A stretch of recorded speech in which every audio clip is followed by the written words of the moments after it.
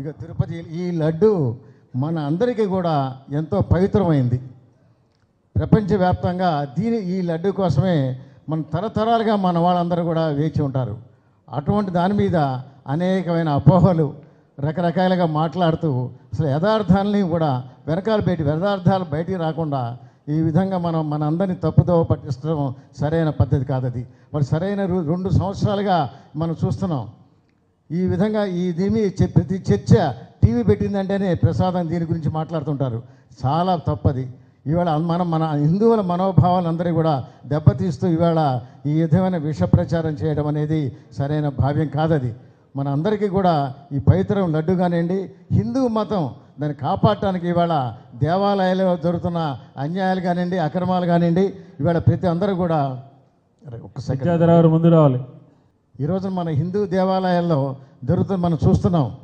ఎక్కడ కూడా వాళ్ళు ఎంత అమానుషంగా ఏ విధంగా మన భక్తులని ఎంతో శ్రమపడి కష్టపడి వెళ్ళి 1 సెకండ్ దర్శనం కోసమని భక్తులందరూ కూడా కష్టపడి వెళ్తుంటారు. అటువంటి భక్తుల్ని ఈ విధంగా చూడండి, వాళ్ళ ప్రాణాలకి ముప్పు ఏర్పడుతుంది. ఈవేళ సరైన భద్రత లేదు ఈవేళ భక్తులకి దేవాలయాల్లో. ఇటువంటి పరిస్థితుల్లో మన హిందువులందరూ కూడా ఏకం అవ్వాలి.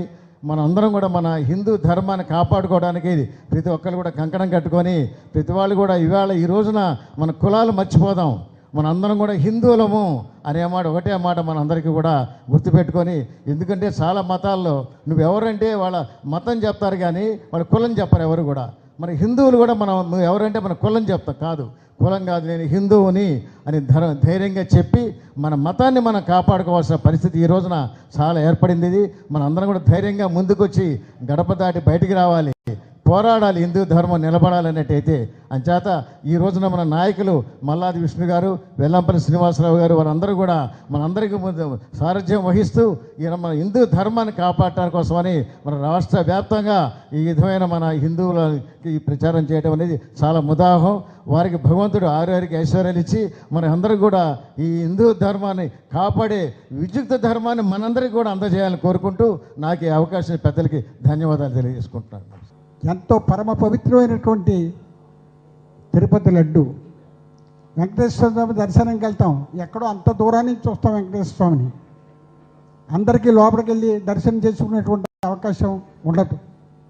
కానీ అక్కడ చూడకపోయినా ఈ లడ్డు కోసం అక్కడ వచ్చి ఆ క్యూ లైన్లో ఉండి కొనుక్కుని ఎంతో పరమానందం చెందుతాడు భక్తుడు.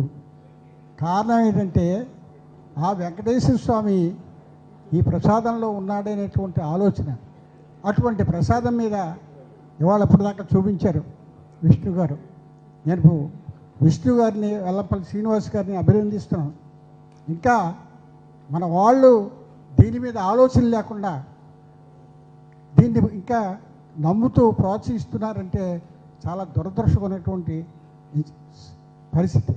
నిచేతనంటే హిందూ ధర్మాన్ని ప్రోత్సహించిన వాళ్ళు, నిచేతంటే చాతుర్వర్ణ్య మయాన్ సృష్టి అన్నాడు కృష్ణ భగవానుడు.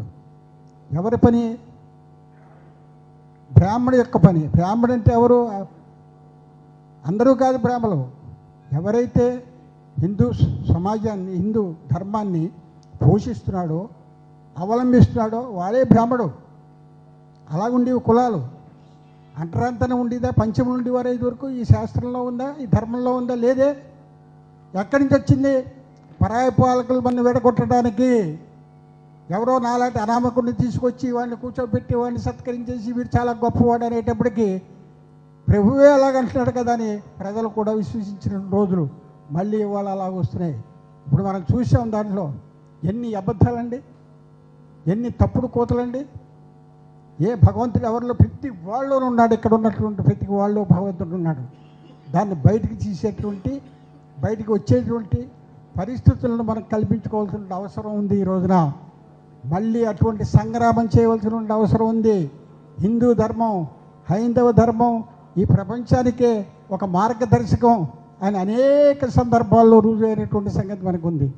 ఇవాళ ఈ పవిత్రమైన కార్యక్రమం గురించి వాళ్ళు ఇష్టం వచ్చినట్టు ఎక్కడ పడితే కేవలం నేను సందేహించకుండా చెప్తున్నాను, జగన్మోహన్ రెడ్డి గారు క్రిస్టియన్ కాబట్టే ఈ అమాయకులైనటువంటి ప్రజల్లో ఔరంగజేబు పరిపాలన టైంలో ఏ రకంగా జరిగిందో అలెగ్జాండర్ టైంలో ఏ రకంగా జరిగిందో ఆ రకంగా చేద్దామనేటువంటి గొప్ప కుట్ర ఉంది. నిజంగా అతను తప్పుడు ప్రచారం, తప్పుడు మనిషి అయితే ఓకే, పక్క పెట్టేద్దాం. ఇందిరాగాంధీని మనం ఓడించలేదా? ఎటువంటి మహాబలంలో ఓడించాం? ఆ రోజున స్వాతంత్ర సంగ్రామం తీసుకొచ్చినటువంటి గాంధీ గారు కానీ, నెహ్రూ గారు కానీ, మన రాష్ట్రంలో ఉన్నటువంటి మహామహులు టంగుటూరి ప్రకాశం పంతులు గారు, ఆంధ్రకేసరి, ఎటువంటి త్యాగాలు చేసి వాళ్ళు ఇవాళ స్వాతంత్రం తీసుకొచ్చారు. అంబేద్కర్ మహాశయుడు అందరికీ సమానమైన అవకాశాలు ఇస్తూ రాజ్యాంగాన్ని రచించాడు. ఇవాళ వాళ్ళ ఆత్మలన్నీ ఘోషిస్తున్నాయి అనుకుంటున్నాను. ఇటువంటి వాళ్ళకే మనం స్వాతంత్రం ఇచ్చామని మనం అందరూ ఆలోచించవలసిన నేను మరొక సలహా చెప్తాను. విష్ణు గారు, వెల్లంపల్లి గారు, ఇవాళ ఇలా పెట్టేట్టు ఇక్కడ కాదు, వాడలా సామాన్యులు ఉన్న చోట కూడా ఇటువంటిది ప్రచారం జరగాలి. ఎటువంటి తప్పు జరుగుతుందో మన మతం మీద, మన ఆలోచనల మీద, మన విశ్వాసాల మీద ఎంత దాడి జరుగుతుందో చెప్పవలసిన అవసరం ఉంది. ఇంకా ఎక్కువ మాట్లాడకుండా నేను అందరికీ హృదయపూర్వకంగా మనవి చేస్తున్నాను. ఎప్పుడైతే ధర్మానికి అన్యాయం జరుగుతుందో అప్పుడు కత్తి తీసుకొని స్వైర విహారం చేయగలిగిన పరశురాముడిని ఒక పక్క, నిత్యం ఆరాధించే గాయత్రీ మాతని రెండో పక్క పెట్టుకొని నిజానిజాలని నిగ్గు తేల్చడం కోసం, నిజానిజాలని ప్రజలకు తెలియజేయటం కోసం, ప్రతి ఇంటికి ఈ నిజాన్ని పంపించటం కోసం నడుం కట్టుకున్నటువంటి హిందూ ధర్మ పరిరక్షణ వేదికకి ముందుగా ధన్యవాదాలు తెలియజేస్తూ, వేదిక మీద ఉన్నటువంటి పెద్దలందరికీ కూడా ధన్యవాదాలు తెలియజేస్తూ, పరిత్రాణాయ సాధూనాం వినాశాయ దుష్కృతం ధర్మ సంస్థాపనార్థాయ సంభవామి యుగే యుగే. ప్రతి యుగంలోనూ నేను జన్మిస్తాను ధర్మాన్ని పరిరక్షించడం కోసం. ఆ దేవదేవుడికే అన్యాయం జరిగేటువంటి పరిస్థితులు దాపరించినప్పుడు దీని నుంచి ఎవరు కాపాడాలి? కలియుగంలో ప్రజాస్వామ్యం అనేది ఒకటి ఉంది. ఈ ప్రజాస్వామ్యంలో గొడ్డలు పట్టుకోవాల్సి వచ్చిన, అన్యాయాన్ని ఎదిరించాల్సి వచ్చిన న్యాయస్థానాలు ఉన్నాయి, చట్టాలు ఉన్నాయి, ధర్మం ఉంది. దీని ద్వారా బిఎన్ఎస్ చట్టం సెక్షన్ 196, 197, 198, 199 ప్రకారం ఈయన మీద కేసులు కట్టగలిగితే